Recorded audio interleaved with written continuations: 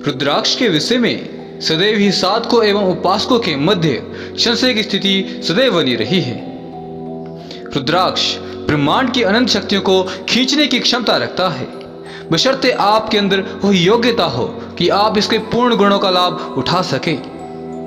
रुद्राक्ष शक्ति का अनंत महासागर है, जिसकी शक्तियों को जागृत करने के विषय में साधक अनजान है, क्योंकि इसकी शक्तियों को जागृत करने के रहस्य सदैव ही शास्त्रों में गुप्त रखे गए हैं। दीर्घ काल तक अध्ययन करने के पश्चात ही मैं स्वयं उन रहस्यों तक पहुंच पाया था, और उन गुप्त विधियों के द्वारा जागृत किए हुए रुद्राक्ष जो साधकों को एवं भक्तों को धारण करवाएंगे तो उसके चमत्कारी परिणाम देखने को मिले। पुराणों में तो यहाँ तक कहा गया है कि रुद्राक्ष धारण करने वाले प्राणी के चरणों को धोकर जलपान करने से पापों का नाश होता है। साथ ही जलपान करने वाला प्राणी शिवधाम को जाता है। जैसे रुद्राक्ष धारण पादो प्रक्षाल्य आदि भी पिबे नरः सर्वपापविनिर्मुक्ता शिवलोके महीयते। रुद्राक्ष धारण करने वाले को ब्रह्मत्व, रुद्रत्व और सत्य संकल्प की प्राप्ति होती है। एक बार नारद जी के पूछने पर भगवान विष्णु ने रुद्राक्ष के महत्व के विषय में बताया था कि रुद्राक्ष धारण करने वाले को भूत, प्रेत, पिशाच आदि नहीं सताते हैं। जो प्राणी रुद्राक्ष पहनता है और रुद्राक्ष की माला पर किसी भी देवता का मंत्र जप करता है तो उसे कई गुना फलों की प्राप्ति होती है। उस प्राणी की काल मृत्यु नहीं होती। विशुंडी जी के पूछने पर भी भगवान रुद्र ने रुद्राक्ष का महत्व कुछ इस प्रकार बताया था। रुद्राक्ष धारण करने से दिन रात में किए गए पापों का क्षय होता है तथा करोड़ गुना पुण्य की प्राप्ति होती है। दर्शन करने से लाख गुना पुण्य मिलता है। रुद्राक्ष धारण करने के अलावा ईश्वर मंत्र जप करने से लाखों करोड़ों गुना पुण्य की प्राप्ति उस प्राणी को होती है। जो प्राणी मंत्र पूर्वक रुद्राक्ष को धारण करता है वह अंत में रुद्रलोक को जाता है, इसमें शंका नहीं। शिव पुराण में एक वेताल की कथा आती है जिसमें स्वयं ब्रह्मा ने नारद से कहा है। गंगा नदी के पश्चिम तट पर राजा देवीदत्त का शासन था। वह एक वृक्ष के नीचे स्थित कूप के किनारे किसी देव का पूजन किया करता था।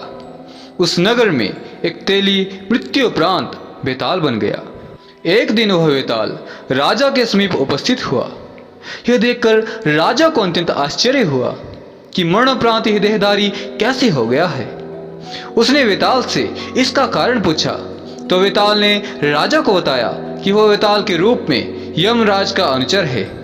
वो उसके सम्मुख इसलिए दिखलाई पड़ा है कि वह एक वैश्य को उस स्थान से यमपुर ले जाएगा।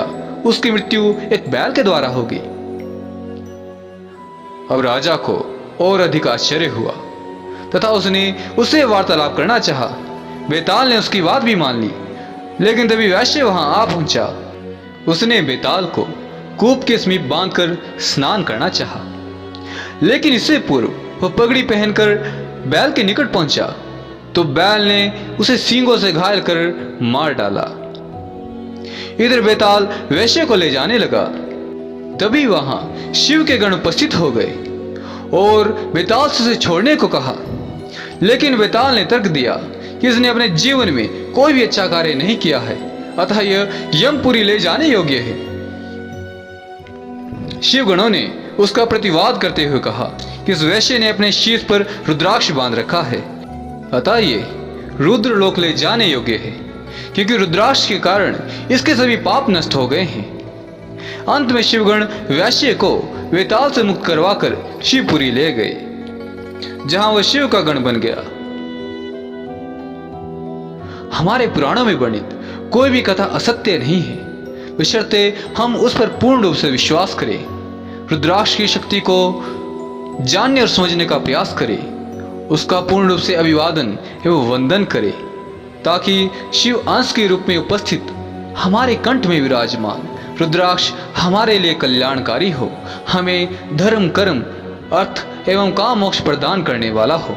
यदि आपके मन में रुद्राक्ष से संबंधित कोई शंका या प्रश्न है तो आप हमसे कमेंट के माध्यम से अवश्य पूछ सकते हैं। और यदि अभी तक आपने हमारे टेलीग्राम चैनल को ज्वाइन नहीं किया है तो डिस्क्रिप्शन बॉक्स में दिए गए लिंक के माध्यम से आप हमारे चैनल से अवश्य जुड़ सकते हैं। अपने जीवन के भूत, भविष्य एवं वर्तमान के रहस्यों को जानने एवं समझने के लिए आप हमारे प्रबुद्ध ज्योतिषियों से संपर्क कर सकते हैं, जिनके संपर्क सूत्र मैंने डिस्क्रिप्शन बॉक्स में प्रदान कर दिए हैं।